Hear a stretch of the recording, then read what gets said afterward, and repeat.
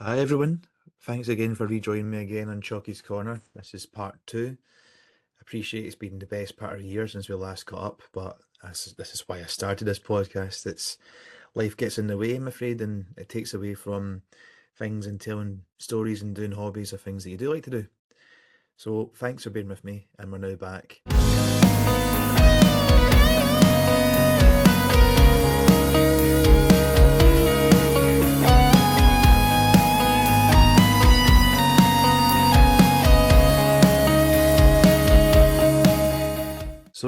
So by the time that I got to about 9, 10 years old in the early 2000s, late 90s, I've been playing the cello now in orchestras for a couple of years.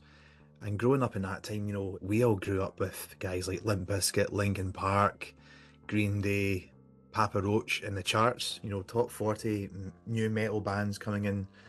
We were getting open their eyes to Kerrang TV, Scuzz TV, so we were listening to music like Slipknot and Korn, and we all had the big baggy jeans and we had the massive hoodies of the brands and the bands and stuff.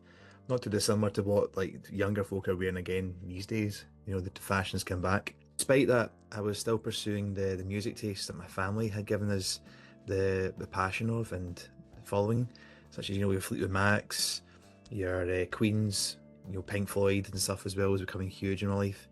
But it was listening to bands like Nirvana and Kerrang that really opened my eyes of actually saying, do you know what, I want to play this sort of stuff. Blink-182 and Sum 41 as well, all the fantastic stuff.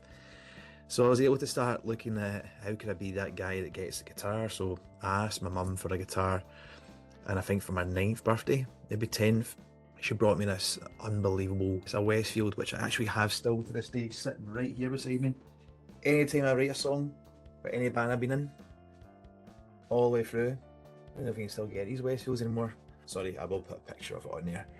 But basically, anything that's ever been done, written, practiced, demoed, for exams, for bands, for gigs, for recordings, you name it, it's been done in that guitar. So it was brought, picked it up, after like 30 seconds of trying to play something, I gave up. And it sat on the shelf for about the best part of 2 years in the cupboard, out of sight, out of mind, until we went to high school.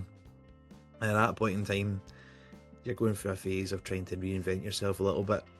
And my mum thankfully put me in touch with someone in her uni course, like a gentleman called Sheridan, who I want to give a huge shout out to. He must have been maybe his early 20s when he was at his university with my mum. And he very kindly sat me down, coming over to the house, and said, rather than teaching you what you should be playing, he wanted to teach me what I wanted to play. And as a result of that, I got onto very early doors internet of ultimateguitar.co.uk or whatever it is, a tab website. We printed it all off. I went through, God, must have been about 100, 200 sheets of paper a month, printing off all these tabs.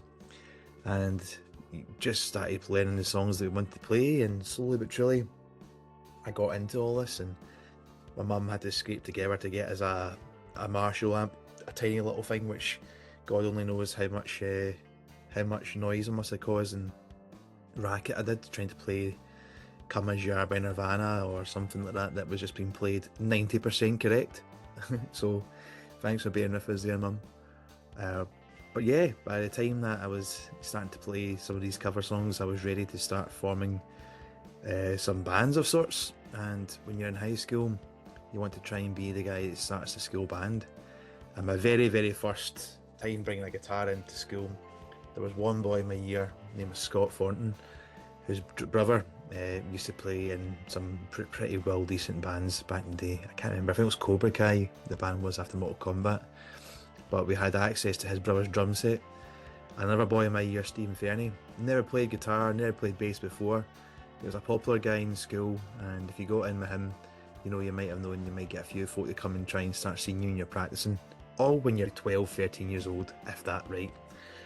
So we sat down and we thought, let's base it on the fact that new metal was the thing. We're going to do 2 songs at our school's cover show. It was Korn Blind and Green Day's Brain Stew. Needless to say, we went for audition. We'd had 1-2 rehearsals and we were shite, put it that way. So that was the band's ideas put in the shelf for a while. And as time went on, I met new friends throughout listening to music. One of my best friends, Jamie Steenson, music's such an integral part of our friendships. we were listening to pretty mature bands for our age, you know, R.E.M., Def Cavalry Cutie, we said Queen, Pink Floyd. One of our teachers in school, a French teacher, Jean-Claude Dante, believe it is, don't hold me to that. He started a guitar club, and there was a school jam. Anyone in the school come down, could bring their guitars along, and this little Westfield acoustic that I showed you there, I brought down, and we started just playing along to some Beatles. And if you were half decent at guitar, which at this point in time it was not me, certainly none of my friends that did it, where you could play some lead guitar, but otherwise you're just playing chords. We started doing that, and it was around that time my mum decided at the time was right to upgrade us to my first electric guitar in this little tiny amp that I had. So I got that for a staggering £60, and I started playing away and away and away.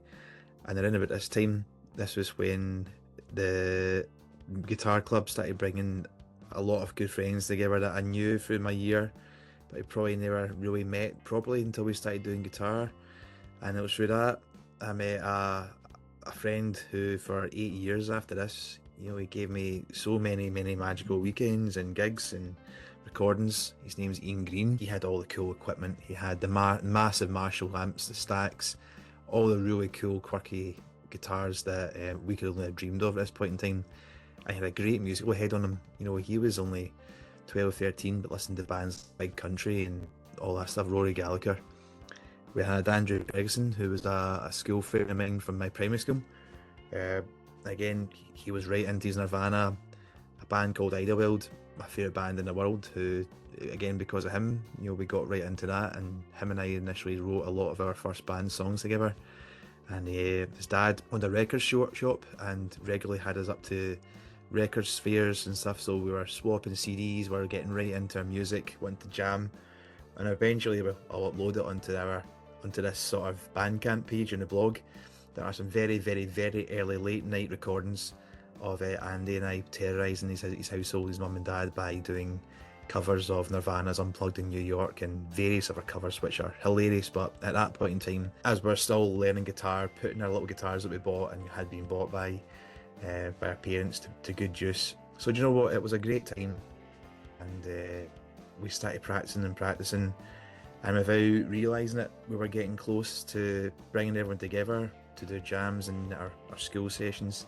And it wasn't long before our first band came a-calling. So despite my first band, The Nameless, I don't even know what we're called, this was starting to look like something that could really materialise into a really nice hobby.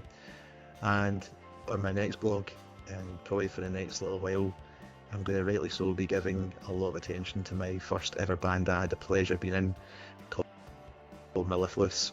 And to some of you guys watching this, you guys were there, you were part of the scene, you were part of the gigs and everything that came between that, and friends just having good times and partying with us. Again, thanks for staying with us, thank you for persevering. We're going to pick this up a bit more now, and I hope that if any of the guys you know, from the band, Ian, Andy, Johnny, Stephen, Jamie, do get a chance to see this, I hope you guys know that it's a good chance to call it some funny stories and give you guys some recognition for the great times you have gave me. And part of this blog has been a chance to go back and review all these old photos, all these old videos, what a time we had, and I'm looking forward to sharing that on behalf of us all. So guys, thank you very much again for sticking with us.